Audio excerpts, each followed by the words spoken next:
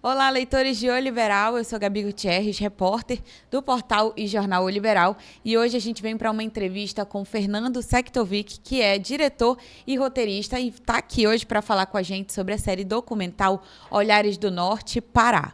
Fernando, seja muito bem-vindo ao jornal O Liberal. Hoje a gente vai falar sobre essa produção especial que tem aí um olhar voltado para a fotografia no estado do Pará. E eu começo te perguntando de onde surgiu a vontade de fazer, de produzir uma série como essa. Obrigado aqui pelo espaço, para poder divulgar a série para os leitores do Liberal e do Portal. Acho que a fotografia no Pará ela é uma das manifestações culturais que teve muito destaque, né? Desde os anos 80, até anterior, mas assim, basicamente depois dos anos 80, a gente teve uma série de fotógrafos, de artistas, né? Fotógrafos e fotógrafas, que produziram aqui e que tem uma relevância nacional e internacional. E sempre foi muito curioso pensar que é um lugar específico, né? Basicamente Belém e o estado do Pará, e você tem visões muito diferentes. Você tem trabalhos, você tem trajetórias, você tem propostas estéticas, propostas políticas muito diferentes. Então, eu sempre tive muita curiosidade de abordar esse assunto. Há muito tempo atrás eu tinha pensado num projeto que chamava Fotografia do Pará. Na época eram 4 fotógrafos, esses fotógrafos estão na série, mas isso foi muito tempo atrás. E hoje, quando a gente teve uma oportunidade de um edital de linha de TV para as TVs públicas, uma das linhas nesse edital chamava Manifestações Artísticas e Culturais. E o Ismael Machado, que é um jornalista e roteirista também, trouxe essa proposta. Falou, Fernando, por que a gente não aborda os fotógrafos, né? Por que a gente não vai focar? Só que a gente não queria fazer uma coisa especificamente técnica, tipo assim, não é uma série para ensinar as pessoas a fotografar. Sobre como fotografar, né? Sim. A gente queria mostrar muito que por trás de um clique, por trás de uma foto, existe toda uma trajetória, existe um pensamento, existe uma história de vida, né, de onde essas pessoas vieram, porque algumas pessoas não são naturais do Pará, mas moram aqui há muitos anos. Como foi essa vida delas, qual era a infância, como foi a família. Então, é como eu estava falando, eu encarei cada um desses fotógrafos e fotógrafas como personagens, né? Apesar de ser uma série documental, ela tem os documentários hoje, né? Eles não são simplesmente como suas reportagens, né? Na verdade, eles envolvem a gente, porque a gente quer saber mais da vida, quer saber mais por que a pessoa fez aquela foto, que ganhou um prêmio, qual a história que está por trás daquela foto. E, ao mesmo tempo, também chamamos especialistas que a gente fala, né? Ou colegas de trabalho, ou familiares, ou críticos, curadores, que pudessem também dar essa visão, né? Do que aquela obra, por que aquela obra é tão importante, né? Essa é uma produção, então, super completa, né? Porque, como tu falaste, a gente vai trazer não só ali a fotografia pela fotografia, mas vai trazer esse olhar mais humano também de quem produz isso. E, falando em produção, quanto tempo mais ou menos levou para todo esse processo para chegar hoje com a série aí já para ser lançada? Porque quando a gente vê um trabalho, seja um documentário, seja uma foto, seja um filme de ficção, ou uma série, né, que hoje a gente tem muitas séries, sempre se parece que é muito fácil de produzir, né? As pessoas têm uma ilusão de que aquilo é muito fácil. Então, acho que nesse momento que a gente está, né, de reativação da cultura e tudo, acho que era importante também mostrar. Então, todos os fotógrafos, eles sempre estão indo para a rua. Normalmente, eles começam se arrumando, na maioria dos episódios, para sair para uma fotografia, né? Então, equipamento, mochila, pochete, enfim, todo esse aparato vão sempre se deslocam, né? Então, a gente gravou em 4 estados do Brasil, a gente gravou no Pará, a maior parte delas, a gente gravou em Santarém, gravou em Belém, gravou em Santa Isabel, gravou no Marajó, em vários lugares, Afuá, Salvaterra, Soure, e também gravamos em Minas Gerais, em Tiradentes, em Ouro Preto, gravamos em Belo Horizonte e gravamos em São Paulo também. E demorou em torno de 3 anos essa produção, porque a gente teve a questão da Covid, né? Então a gente começou em 2021. E também porque os fotógrafos têm uma agenda, né, própria de viagem, de exposição, então a gente também tinha que se adequar a essas agendas para poder ter a disponibilidade dos fotógrafos da maneira como a gente gostaria de gravá-la. E como foi para escolher os fotógrafos que estão aí no documentário. E sempre é uma coisa assim, a fotografia, como eu falei, é um movimento artístico tão relevante, tão importante, que realmente, assim, infelizmente, muitas pessoas que eu gostaria de ter não estão. Mas quando a gente ganhou o edital, tinham que ser 13 episódios. Então a gente não poderia fazer 20. Não tinha orçamento para isso. Então, assim, por mais que eu quisesse poder fazer 20, muito mais episódios, eu tinha um limite, que era o do edital e do orçamento, né? E a gente queria fazer muito que fosse um documentário que passasse por várias gerações, né? Então não seriam só os chamados medalhões, não é só o Luiz Braga, o Chicaoca. A gente queria trazer pessoas novas, como a Nay Jinks, como a Nailana Tiede. Que estão fazendo história também. Que estão já, né, com uma trajetória. Isso não dava para pessoas muito jovens, pessoas que já estão produzindo há algum tempo, né, para ter essa produção. E também a gente queria ter, por exemplo, fotojornalismo, como o Tarso Sarraf.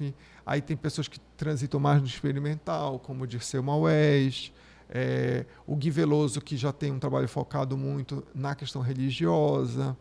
A Paula Sampaio, que eu já tenho há muito tempo uma relação, já fiz um filme baseado num livro dela de fotografia. Então, é uma pessoa que eu acho que tem um trabalho incrível também. A Elza Lima, a Valda, que tem a parte mais de retrato, Otávio Cardoso, enfim. Então, vou estar esquecendo alguém aqui, me desculpem. Mas, assim, então, o Eduardo Calife, por exemplo, que não está atuando mais tanto como fotógrafo agora, mas teve uma história de formação no Curro Velho.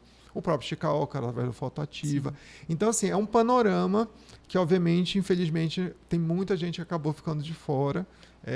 Quem sabe, se a gente tiver uma segunda temporada, a gente possa abordar mais gente.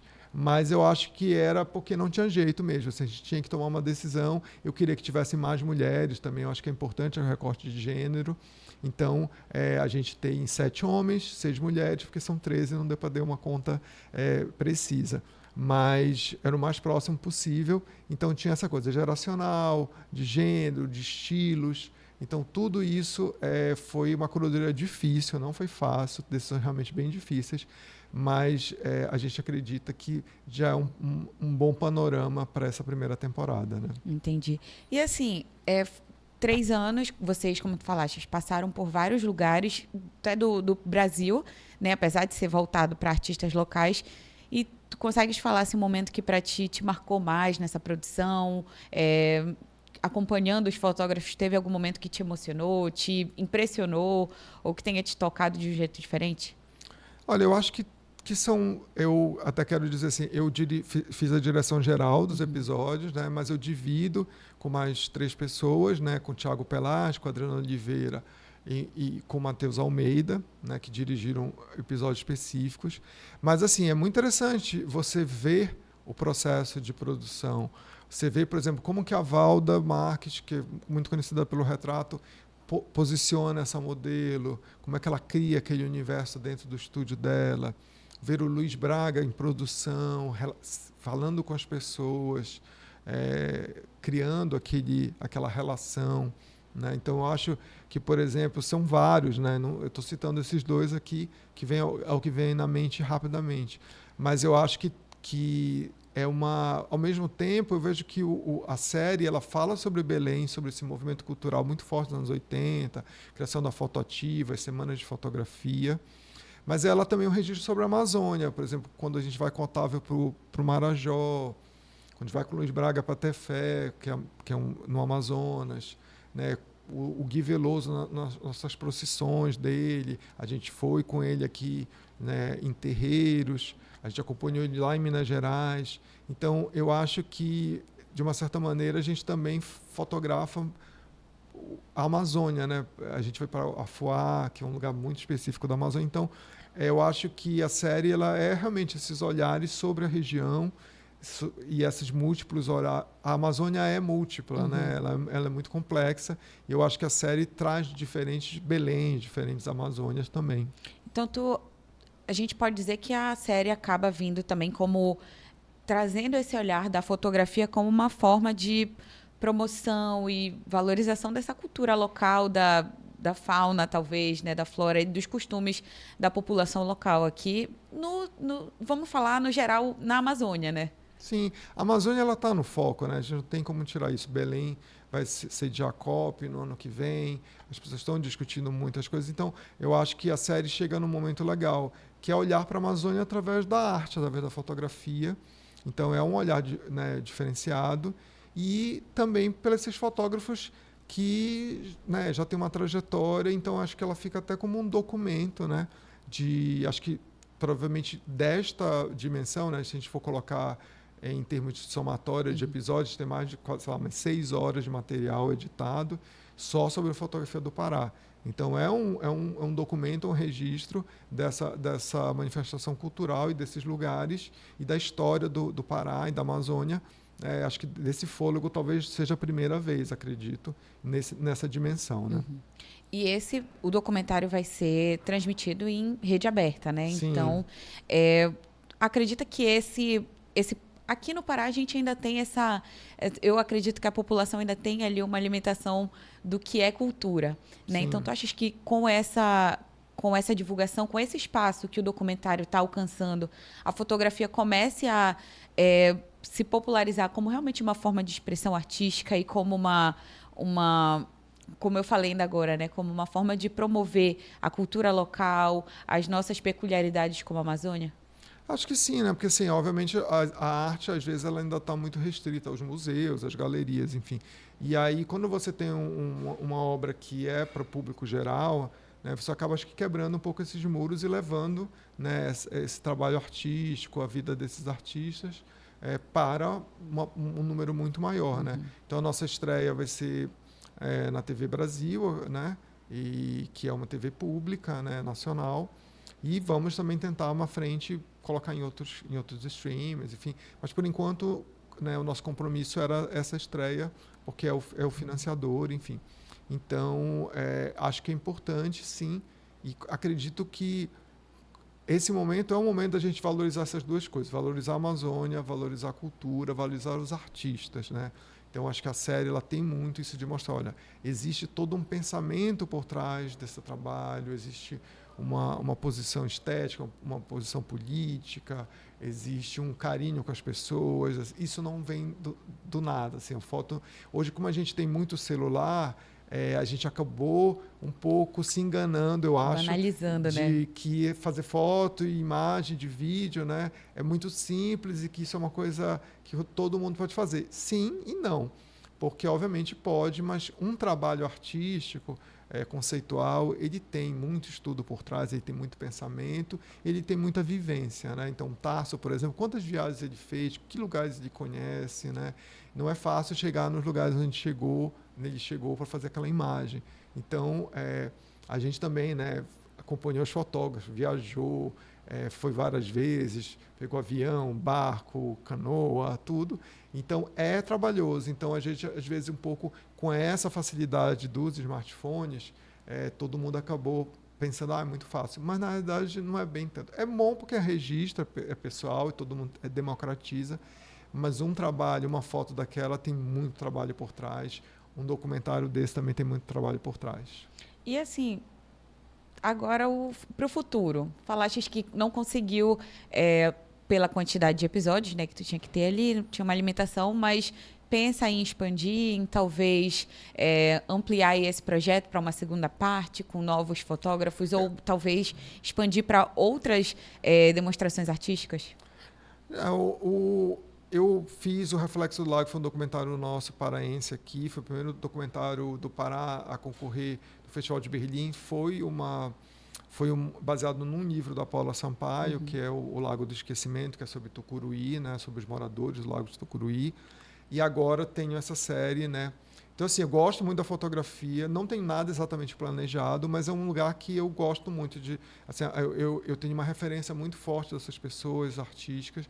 Bora ver como vai ser a repercussão do Olhares, vamos ver como vai ser para frente. Não me excluo, mas não é uma coisa que eu estou nos meus próximos projetos já engatilhado, né? Na verdade, agora eu estou focado mais em uns projetos de ficção, que é uma coisa que eu gosto bastante, mas que eu, nos últimos tempos, estava mais voltado para o documentário, até porque a ficção ela exige mais recursos, é uma coisa mais tensa nesse sentido.